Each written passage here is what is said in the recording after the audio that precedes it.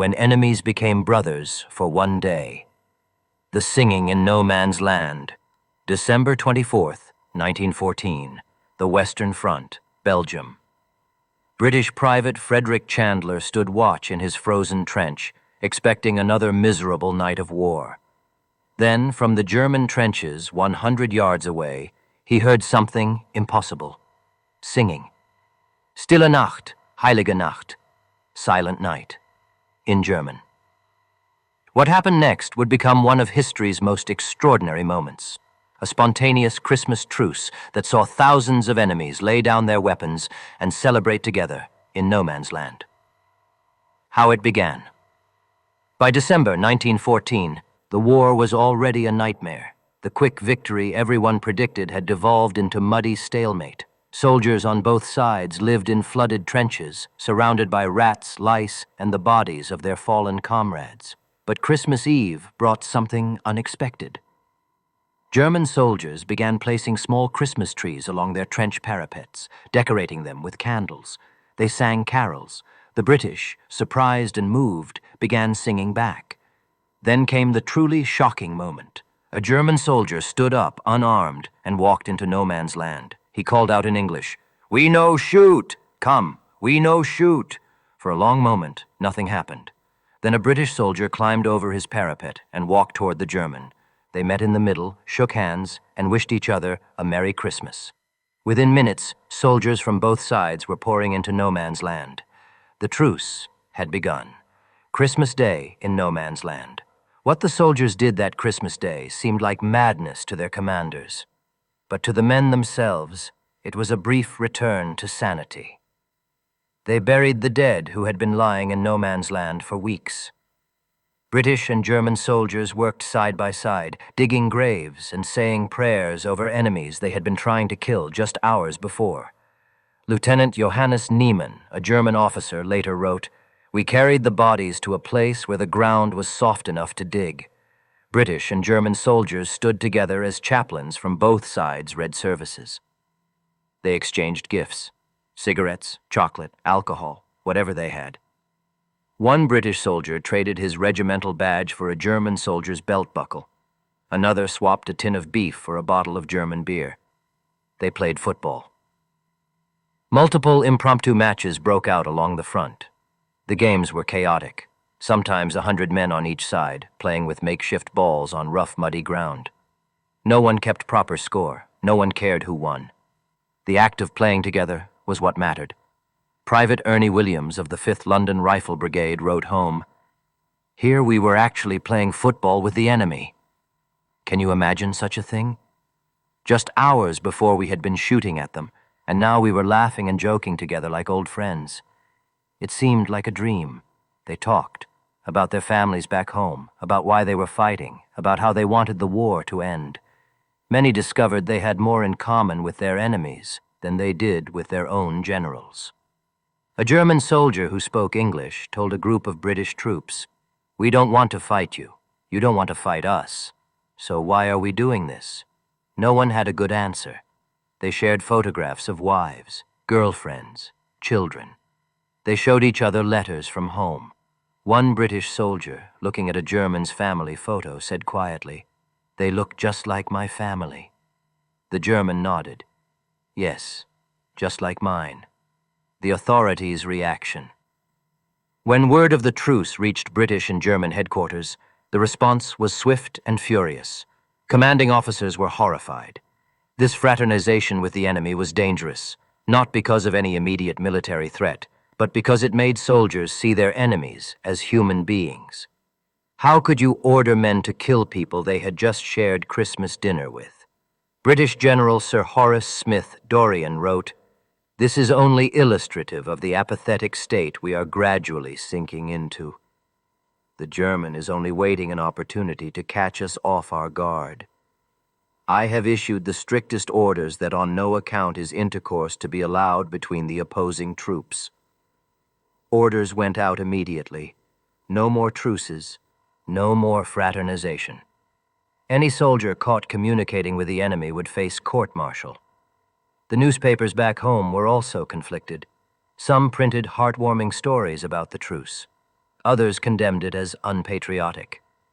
The truth was complicated and uncomfortable. Soldiers on both sides had discovered they didn't hate each other nearly as much as their governments needed them to. The end of the truce. As December 25th turned to December 26th, reality began to intrude. In some sectors, the truce lasted several days. In others, it ended on Christmas night. Soldiers returned to their trenches reluctantly, knowing what was coming. There was no dramatic moment when the fighting resumed. In most places, it started slowly, a shot here, a shot there, then more. Within hours, it was as if Christmas had never happened. Some soldiers couldn't do it. There are accounts of men deliberately firing over enemy trenches, unable to aim at people they had just befriended. Officers had to threaten soldiers with punishment to get them to fight properly again. Private Percy Jones of the Westminster Rifles wrote, "I went back into that trench and picked up my rifle, and I thought, yesterday I was playing football with that man across there. Today I'm supposed to kill him. How does that make any sense? It didn't make sense. But it was war, and war rarely does. The fighting resumed. The killing continued, and it would go on for nearly 4 more years, claiming millions of lives.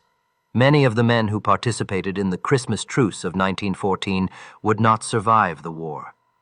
They died in battles with names that became synonymous with slaughter. The Somme, Verdun, Passchendaele. The cover-up. Military authorities on both sides tried to suppress news of the truce. They feared it would undermine morale and discipline. Some officers denied it had ever happened. Others minimized it, claiming only a few isolated incidents occurred. But the soldiers knew the truth. They wrote letters home describing what they had witnessed. They told stories that would be passed down through their families for generations. For decades, historians debated whether the Christmas truce actually happened or was merely romantic myth. Then, as archives were opened and more letters discovered, the evidence became overwhelming. Not only had it happened, it had been far more widespread than anyone realized. Estimates suggest that between 100,000 and 150,000 soldiers participated in truces along various parts of the Western Front that Christmas. From the English Channel to Switzerland, in hundreds of locations, enemies decided independently to stop killing each other for one day. Why it mattered. The Christmas Truce of 1914 was never repeated on the same scale. Military authorities made sure of that. In subsequent years, Christmas on the Western Front was marked by increased artillery bombardments specifically designed to prevent any fraternization. But the memory of that one day remained powerful. It proved something important. Even in the midst of history's most brutal conflicts, humanity can break through. Even when nations are at war, individual human beings can choose peace, if only for a moment. The truce also revealed the tragedy at the heart of World War I. These weren't fanatics fighting for deeply held beliefs. They were ordinary men, farmers, shopkeepers, teachers, clerks, who had been told to fight and had obeyed.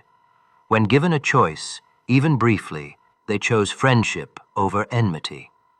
Lieutenant Sir Edward Hulse, who participated in the truce, wrote a letter to his mother describing the day. He ended with these words, "I wouldn't have missed that unique and weird Christmas day for anything." I never saw such expressions of relief on men's faces when they realized we wouldn't fight that day. Hulse was killed in action 3 months later. He was 25 years old. The legacy. Today, memorials mark various locations where the Christmas truce occurred. The most famous is near Ypres, Belgium, where a cross commemorates the spot where British and German soldiers played football together. Every year, descendants of those soldiers gather there on Christmas Day to remember what happened. They come from Britain, Germany, France, former enemies, now allies, honoring a moment when their grandfathers chose peace. The Christmas truce reminds us that war is fought by human beings, not machines. That enemies are made by circumstances, not nature. That given the chance, most people will choose compassion over cruelty. Private Frederick Chandler, who heard that first carol sung across no man's land, survived the war. He rarely talked about his experiences, but he always remembered Christmas 1914. In 1968, near the end of his life, he was interviewed about the truce. "People ask me if it really happened," he said. "They think it sounds too good to be true, like a fairy tale." But I was there. I shook their hands. I heard them sing. For one day, we weren't enemies.